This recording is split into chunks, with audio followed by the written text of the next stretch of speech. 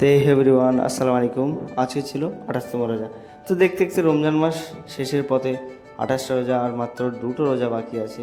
তো আলহামদুলিল্লাহ এটাও যেন সুস্থভাবে দুটো কমপ্লিট হয়ে যায়। জানি না আল্লাহ পাক নসিবে কী রেখে দিয়েছে। তাই আমি ফজরের নামাজ পড়ে চলে গেলাম সাইডের উদ্দেশ্যে। সকাল হয়ে গেছে যেহেতু। তো মনটা খুব দুঃখ ছিল মনে একদম, যেহেতু রমজান মাস চলে যাচ্ছে আর দীর্ঘ 1 মাস ধরে ছিল। তো দেখতে দেখতে আর দুটো দিন বাকি আছে। তো তারপর আমি চলে গেলাম কাজে।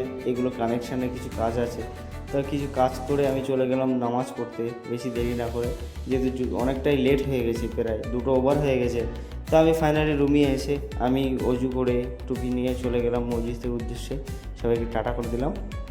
দেন তারপরে আমি নামাজ পড়ে নিলাম আলহামদুলিল্লাহ। তো তারপর আবারও সাইডে চলে গিয়েছি কাজ করতে।